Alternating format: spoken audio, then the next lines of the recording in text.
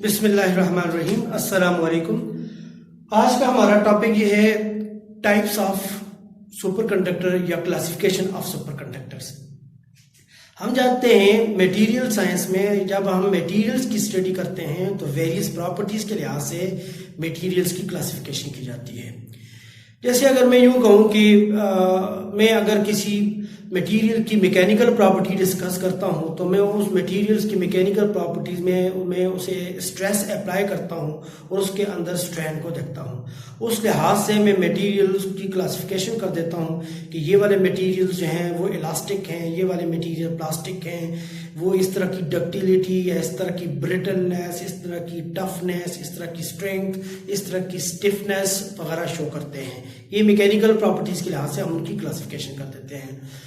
फिर उसके अलावा हम जिस तरह मटेरियल्स की मैग्नेटिक प्रॉपर्टी के लिहाज से क्लासिफिकेशन करते हैं, हम उन्हें पैरा, फेरो और डाया मैग्नेटिक मटेरियल्स की क्लासेस एंड फर्दर क्लासेस में हम उन्हें क्लासिफाई करते हैं।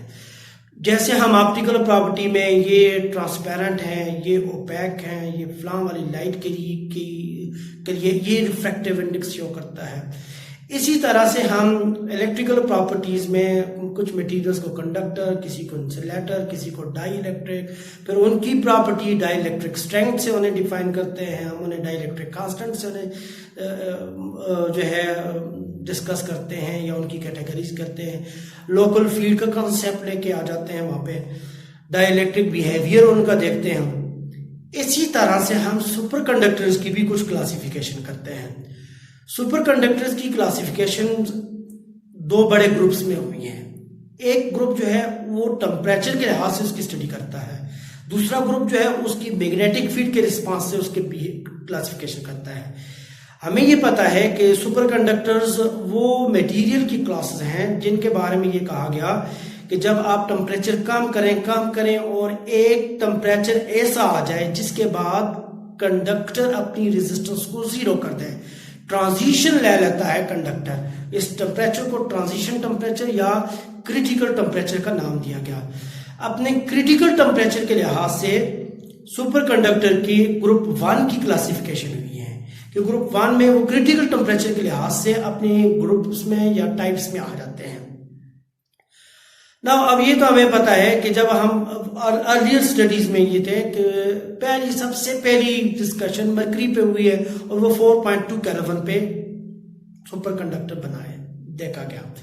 ना अब जो फर्दर बने कोई 28 केल्विन पे, कोई 32 पे, कोई 35 पे, कोई 13 पे, इस तरह के। लेकिन रिसेंटली स्टडी भी हमारे पास मौजूद थी कि उसमें 236, 240 केल्विन, 212 केल्विन, 208 केल्विन, इनके ऊपर भी सुपर कंडक्टर बने।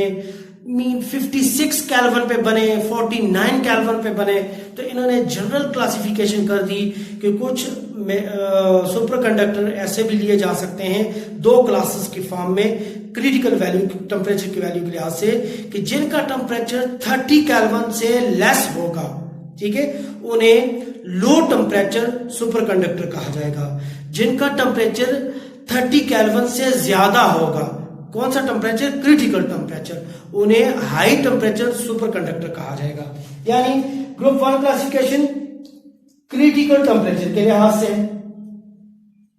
ठीक है। इसमें क्या होगा?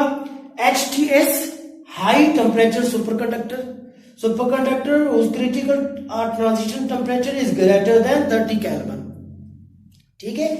और LTS low temperature superconductor, superconductor whose critical or transition temperature is less than 30 Kelvin, ठीक है।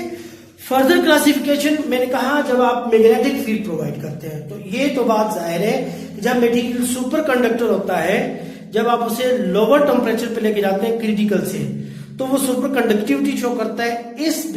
उस कंडीशन में उसके अंदर सुपर इलेक्ट्रॉन फ्लो होता है और सुपर इलेक्ट्रॉन फ्लो की वजह से मटेरियल के इनसाइड अपनी स्ट्रॉन्ग मैग्नेटिक फील्ड होती है। जो बाहर से आप फील्ड देते हैं वो उस फील्ड को एक्सपेल करते हैं और हमने इस प्रोसेस को बायजनर इफेक्ट का नाम दिया। मीन मटेरियल बाहर वाली फील्ड को अपोज करता है तो डायामैग्नेटिज्म शो करता है, सही है। और वो हम उधर प्रूव करके भी आए हैं कि उनकी ससेप्टिबिलिटी जो होती है वो नेगेटिव हो जाती है। नाउ अब उस बिहेवियर को देखें तो मैं अगर ये कहूं मैंने सुपर कंडक्टर को लोअर टेम्परेचर यानी क्रिटिकल टेम्परेचर पे देखा, उससे लेस पे देखा, वो सुपर कंडक्टर था। अब मैं क्या करता हूं, मैं उसे फील्ड देना शुरू कर देता हूं। जो मैं मैग्नेटिक फील्ड देता हूं तो डायमैग्नेटिज्म शो करेगा, लेकिन मैं मैग्नेटिक फील्ड की स्ट्रेंथ को ज्यादा करता रहता हूं और उसके इनसाइड की मैग्नेटाइजेशन देखता हूं। तो मैं ये देखता हूं कि एक मैग्नेटिक फील्ड की वैल्यू, अप्लाइड मैग्नेटिक फील्ड की एक वैल्यू ऐसे आएगी, जिसके बाद सुपर कंडक्टर अपना बिहेवियर चेंज करेगा। अगर वो बिहेवियर एब्रप्टली चेंज होकर नॉर्मल कंडक्टर बन गया तो इन्हें सॉफ्ट सुपर कंडक्टर कहा जाता है, ठीक है। लेकिन अगर आप एक टेम्परेचर की, एक मैग्नेटिक फील्ड की वैल्यू पे जाएं और उसके बाद आप ये देखें कि बिहेवियर तो चेंज हुआ है लेकिन मटेरियल अभी नॉर्मल कंडक्टर नहीं बना, मटेरियल अभी तक अपनी सुपर कंडक्टिविटी के लिहाज से स्टैंड बाय किए हुए हैं, और फिर कोई और मैग्नेटिक फील्ड की वैल्यू ऐसे आ जाए जिसके बाद वो क्या कर जाए, वो ट्रांजिशन ले ले नॉर्मल कंडक्टर को। लेकिन अब ये रैपिड ट्रांजिशन या एब्रप्टली ट्रांजिशन नहीं थी, इसमें मटेरियल ने कुछ स्टैंड बाय किया है, तो हम उन्हें क्या कहेंगे, ये हार्ड सुपर कंडक्टर है। That easily get transition from superconductor to normal conductor with a small change of magnetic field, ठीक है। These are soft superconductors, ये ग्रुप 2 की क्लासिफिकेशन है, ठीक है। ग्रुप 2 में फर्दर क्लासिफिकेशन है hard superconductor that stand by for a long time to get transition from superconductor to conductor with a varying magnetic field।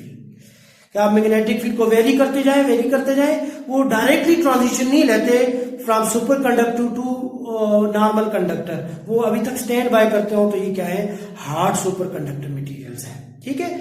Now अब मैं इन चीजों को थोड़ा सा ग्राफिकली फॉर्म में शो करता हूं, जिस तरह हम मैकेनिकल प्रॉपर्टी में स्ट्रेस स्ट्रेन का ग्राफ बनाते थे या हिस्टैरिसीस लूप बनाते थे, उस जैसी डिस्कशन यहां पे भी करते हैं।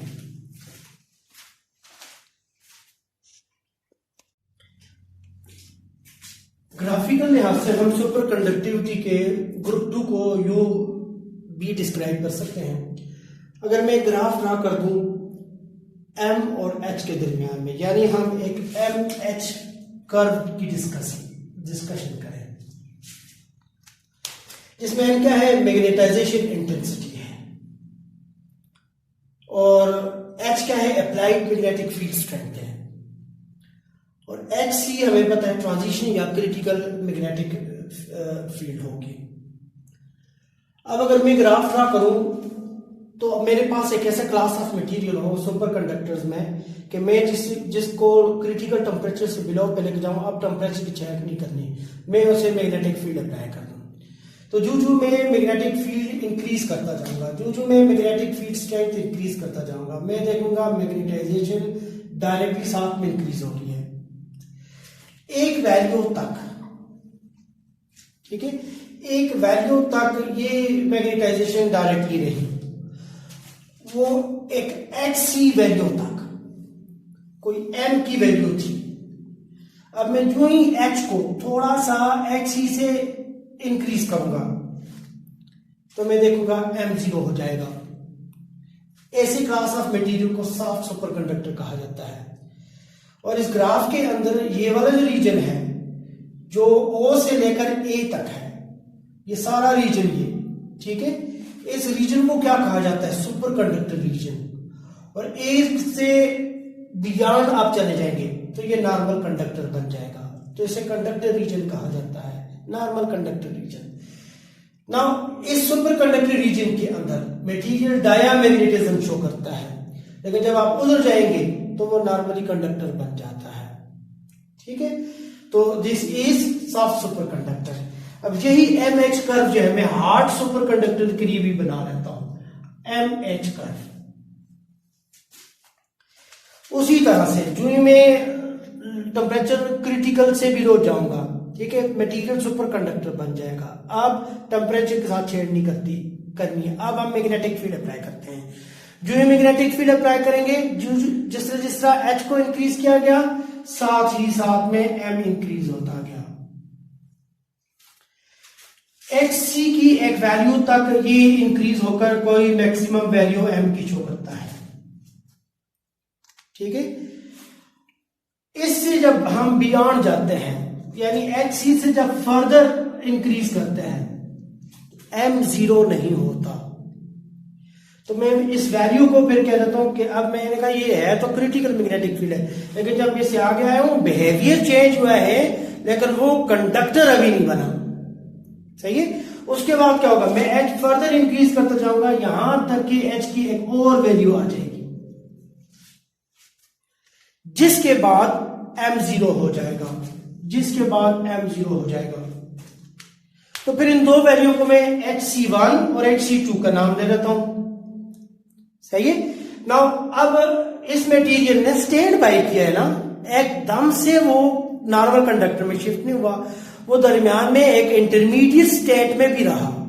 कौन सी इंटरमीडिएट स्टेट, कि HC1 तक तो वो सुपर कंडक्टर था, इससे पहले वो डायामैग्नेटिज्म शो कर रहा था, लेकिन जब आप इससे बियॉन्ड जाएंगे, HC1 में आएंगे, अब वो जिस वक्त मिडिल रीजन से इस तरफ होगा, अगर इस मिडिल रीजन में वो इस तरफ होगा तो वो डायामैग्नेटिज्म शो करेगा, वो सुपर कंडक्टिविटी का ज्यादा बिहेवियर शो करता है। और जब आप इस मिडिल रीजन से इस तरफ आ जाएंगे, वो सुपर कंडक्टिविटी लॉस करना शुरू करेगा।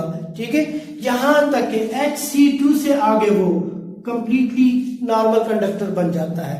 सही है। तो मैं कहूंगा इस रीजन को मिक्स रीजन कहा जा सकता है, ना आप उसे सुपर कंडक्टर कहें, ना आप उसे नॉर्मल कंडक्टर कह सकते हैं। वो ट्रांजिशन ले रहा है between super conductor to normal conductor, लेकिन अभी भी ना उसने सुपर कंडक्टिविटी लॉस की है और ना अभी तक वो कंडक्टर है, वो मिक्स्ड कंडीशन के अंदर है। इसलिए इस रीजन को सुपर कंडक्टिव रीजन कहा गया, जबकि इस रीजन को इंटरमीडिएट मिक्स्ड या वर्टेक्स रीजन का नाम दिया गया। ठीक है। नाउ बियॉन्ड HC2 आप देखेंगे वो अपनी मैग्नेटाइजेशन को जीरो कर देगा। मीन क्या हुआ, वो नॉर्मल कंडक्टर बन जाएगा, वो सुपर कंडक्टिविटी अपनी क्या कर देगा, लॉस कर जाएगा। ठीक है। सो इस तरह के मटेरियल जिसने H की ज्यादा वैल्यू यूज की अपनी ट्रांजिशन सुपर कंडक्टर से नॉर्मल कंडक्टर के लिए ज्यादा H की वैल्यू को यूज किया, वो हार्ड है, हार्ड सुपर कंडक्टर कहलाते हैं। That's all.